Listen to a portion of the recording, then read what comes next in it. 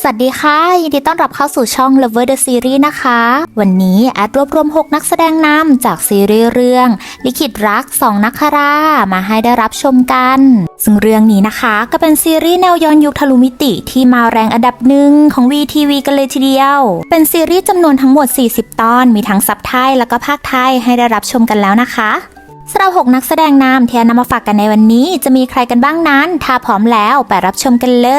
ยมาเริ่มกันที่คนแรกนะคะนางเอกของเรื่องนั่นเองค่ะเรื่องนี้ได้จูซีตันมารับบทเป็นหานจือชิงหญิงสาวจากโลกปัจจุบันที่เธอเอาตัวรอดเก่งฉลาดเธอมีทักษะในการต่อสู้และป้องกันตัวที่ยอดเยี่ยมแต่จู่ๆขณะที่เธอกำลังออกปฏิบัติภารกิจในป่ากับเกิดเหตุการณ์ไม่คาดคิดทำให้เธอไปเจอกับกริดเล่มหนึ่งเข้าพอเธอดึงมันออกมากับมีแสงประหลาดและมันได้พาเธอมายังอีกมิติหนึ่งในร่างของบุตรสาวอนุที่ปกตินางเป็นคนเรียบร้อยพูดน้อยเก็บตัวและโดนรังแกอยู่บ่อยครั้งนามว่าหานจือฉิงที่ถูกฮูหยินใหญ่และพี่สาววางแผนทำให้นางเสื่อมเสียเพื่อไม่ให้เข้ารับการคัดเลือกพระชายาองค์ชาย4ซึ่งก็คือพระเอกนั่นเองแต่เมื่อเธอพบว่าเธอมาอยู่ในร่างของหานจือฉิงที่ถูกครอบครัวรังแกเธอจึงแก้แค้นแทนนางและเธอก็ได้ถูกเลือกจากองค์ชาย4ให้เป็นชายาอีกด้วยเพราะในตอนแรกพระเอกสงสัยว่าเธออาจเป็นคนของเกาะโดดเดี่ยวที่เป็นอันตรายต่อหลิงยวนจึงเก็บเธอไว้ใกล้ตัวทำให้เธอต้องเข้าไปพัวพันกับการแย่งชิงอำนาจและความลับที่อยู่เบื้องหลังของหานจือฉิงที่เกี่ยวข้องกับเกาะโดดเดี่ยวนี้เรื่องนี้นะคะต้องอวยนางเอกก่อนเลยเธอมารับบทเป็นนางเอกสายโหดที่ฉีกทุกกฎของนางเอกจริงๆค่ะไม่ว่าจะเป็นขี่ม้ายิงธนูไม่เกรงกลัวใครแถมไม่กลัวตายอีกต่างหากมาต่อกันที่พระเอกของเรื่องกันบ้างนะคะเรื่องนี้ได้จางฮั่นมารับบทเป็นจินเป่ยเย่วองค์ชาย4ผู้เก่งกาจด้านการต่อสู้และกุมกำลังทหารจำนวนมากเพื่อต้องการอำนาจเขาจึงถูกพี่ชายและฮงเฮาวางยาพิษเพื่อลอบสังหารแต่โชคดีที่หมอข้างกายพระเอกช่วยไว้ได้ทันและถ่ายพิษไปที่หานจือชิงซึ่งจริงๆแล้วนางจะต้องตายไปแล้วแต่ปรากฏว่านางกลับไม่เป็นอะไรเลยแถมยังมีร่างกายที่แข็งแรงและอุปนิสัยเปลี่ยนไปโดยสิ้นเชิงทำให้พระเอกสงสัยว่านางอาจเป็นคนของเกาะโดดเดี่ยวที่ร้อยพิษไม่กำกลาย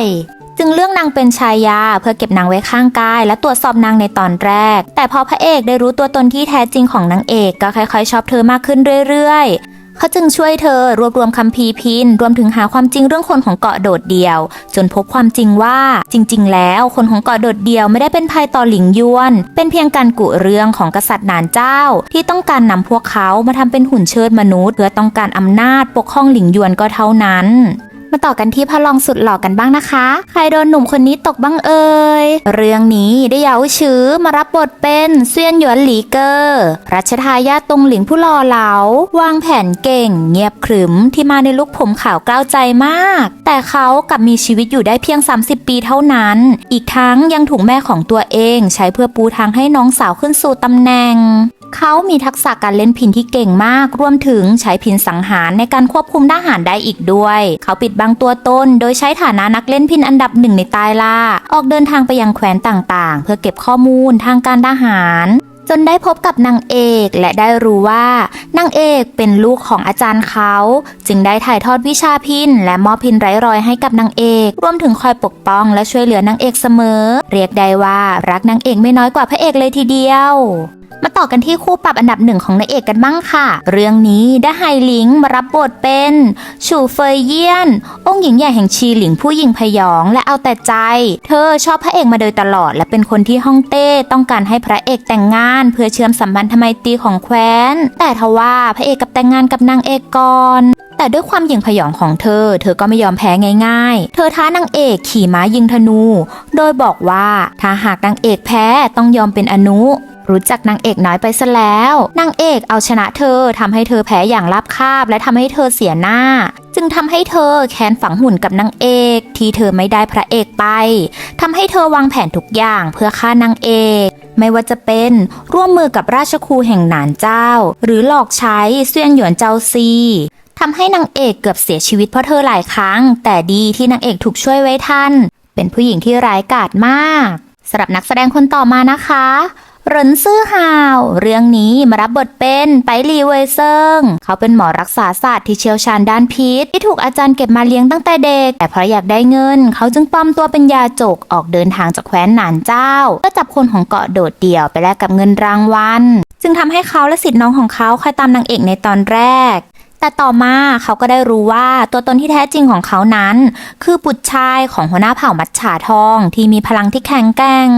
ซึ่งพ่อของเขาและคนในเผ่าถูกกษัตริย์หนานเจ้าหลอกใช้เผ่ามัจฉาเงินให้ค่าเพื่อแลกกับตำแหน่งหัวหน้าเผ่าและโยนความผิดให้กับชาวเกาะโดดเดี่ยวว่าฆ่าคนของเผ่ามัจฉาทองเพื่อต้องการเกล็ดชาติทองมาหลอมเป็นกริดแต่ความจริงแล้วแม่ของนางเอกเป็นคนช่วยแม่ของเขาไว้ก่อนที่เขาจะคลอดเพื่อให้เขาปลอดภัยแม่ของเขาจึงทิ้งเขาไว้ที่หนานเจ้าก่อนที่จะถูกคนของเผ่ามัจฉาเงินจับตัวไปขังไว้ตั้งแต่นั้นมาเธอก็ถูกขังมาโดยตลอดจนกระทั่งได้รับการช่วยเหลือในวันนี้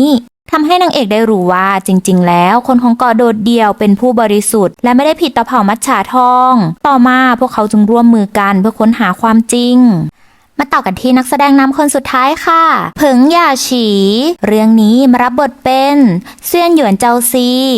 น้องสาวของเซียนหยวนหลีเกอร์เธอมีนิสัยตรงข้ามกับพี่ชายโดยสิ้นเชิงใจร้อนเอาแต่ใจทะเยอทะยานทำตามคำสั่งแม่ของตัวเองทุกอย่างเพียงเพราะหวังว่า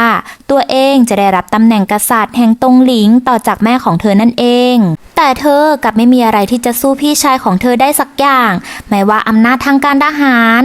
การวางแผนการต่อสู้ทำให้เธอไม่ชอบพี่ชายของตัวเองและกลัวว่าเขาจะแย่งตำแหน่งรัชทายาทไปจากเธอยิ่งพอได้รู้ว่าลีเกอร์มีใจให้กับนางเอกและดูเอาใจใส่นางมากเป็นพิเศษเธอก็ทำตัวเป็นเหมือนเด็กน้อยที่ถูกแย่งความรักทำให้เกลียดนางเอกมากขึ้นยิ่งกว่าเดิมและหลงผิดถูกชูเฟยเยียนหลอกใช้เพื่อฆ่านางเอกแต่สุดท้ายก็ไม่สำเร็จเมื่อพี่ชายของเธอเสียชีวิตผู้เป็นแม่กลับมอบตำแหน่งรัชทายาทให้กับน้องสาวของเธอที่ยังเด็กอยู่แทนที่จะเป็นเธอทำให้เธอรู้ว่าที่ผ่านมาเธอเองก็ถูกแม่ของตัวเองหลอกใช้มาโดยตลอดเช่นกันเป็นยังไงกันบ้างคะสำหรับ6นักแสดงนำในซีรีส์เรื่องลิขิตรัก2นักคราที่นำมาฝากกันในวันนี้มีคนไหนถูกใจกันบ้างและมีใครได้รับชมเรื่องนี้กันบ้างคะเป็นยังไงบ้างสนุกไหมโดยส่วนตัวแอนนะคะแอดว่าแอดชอบเรื่องนี้มากๆเลยเรื่องนี้เป็นเรื่องที่ดำเนินเรื่องเร็วแล้วก็เนื้อเรื่องสนุกน่าติดตามตัวละครทุกคนดูลึกลับนอกจาก6นักแสดงที่แอนนำมาฝากกันในวันนี้แล้วนักแสดงคนอื่นๆก็น่าสนใจไม่แพ้กันค่ะตัวละครสำคัญก็มีอีกเยอะแยะมากมายเลยซึ่งทำให้เนื้อเรื่องสนุกแล้วก็น่าติดตามมากๆสำหรับคลิปนี้หากผิดพลาดประการใดแอดก็ขออภัยไว้ด้วยนะคะหากชอบคลิปนี้ก็อย่าลืมกดติดตามกด Subscribe และกดกระดิ่งเพื่อเป็นกำลังใจให้แอดด้วยนะขอบคุณสำหรับการติดตามนะคะแล้วไว้พบกันใหม่คลิปหน้าค่ะบ๊ายบาย